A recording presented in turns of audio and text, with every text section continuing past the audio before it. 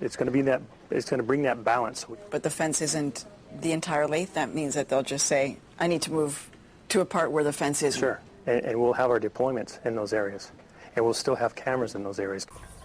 The government's plan has upset a lot of people in Brownsville. Pamela Taylor is one of them. Taylor moved here more than 50 years ago. She left her native England right after World War II and married an American soldier from Brownsville. Together, she and her husband built this house and raised 4 children. Like all border residents, Taylor routinely encounters migrants. She even found one in her house. He was sitting in my living room in my rocking chair, watching the Border Patrol go by. When she first heard about the wall, Taylor never imagined that her house and her 2 acres of land would all sit behind it. We're standing in the United States. That bank over there, that is Mexico. And right here is the Rio Grande. And you thought that when they said they were going to build a wall, that the wall was going to be right here. And what did you find out about where the wall is actually going to be built? There is a distance of, in some places, 2 miles from this river until it hits the fence. Everybody this side will be what we refer to as on the Mexican side. This satellite map shows Taylor's house here, halfway between the river and the fence. The situation, Taylor says, has turned her into an unlikely activist. At 80 years old, she's been holding news conferences and community meetings at her home with friends and neighbors who will also be affected. And this farm is not just a piece of land to us. It is our home. It is our heritage. People here want to know why the government can find billions to construct the fence, but little money to compensate local families whose property values will be destroyed. This is your legacy. This is what you have to hand down to your children, this land. Correct. When the wall is built, what is that going to do to the value of your property? It's going to depreciate. And even if my kids wanted to sell, it wouldn't be worth what it's supposed to be worth. Because you'd actually have to find somebody who says, I want to buy a piece of property that's on the south side of the wall that the United States has put up. Correct, and the only people that we could sell it to would be people in Mexico.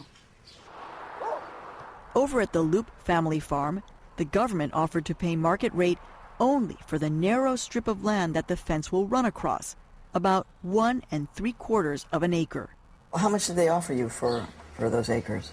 24/7? Something like that. $24,700. When you first look at it, you say, that's not bad for 1 3/4 acres. But then you sit back and think, well, what about the rest of our land behind it? The value of it is going down the tube once that fence goes up.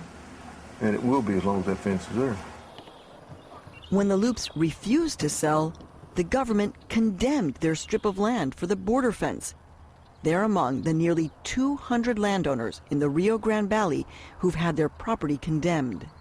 On the Loop farm, the roughly 800 acres that will be locked behind the fence could be worthless. It's especially tough on the Loop sons, who recently took out loans to expand the farm. And then here comes the government saying, well, we're going to fence you off, and we don't care what the value of your land is going to be. We need to do this because it's for national security. Well, you know, if that's the case, then, you know, buy the whole farm at the appraised value now, and give us a fair chance to do something else. Then don't just come in and say we're putting the wall up and here's a few pennies for it, and hope you make it on your own. Melissa Del Bosque is an investigative reporter for the Texas Observer. Nobody down here knows along the border, none of the landowners know, you know, why my property is being destroyed and my neighbor's isn't, for instance. She spent the last 8 months trying to get questions like that answered. And what I got was a runaround. I went from agency to agency within Homeland Security, Department of Justice, Customs and Border Protection. Just who is in charge of the fence? Del Bosque found that deep inside Homeland Security, there is an agency called Secure Border Initiative. But what surprised her, the majority of people working inside those offices are not even government employees. See, I've highlighted it here. They've got, it says 142 government staffers and 163 contractors. Many work for the nation's second largest defense contractor, Boeing.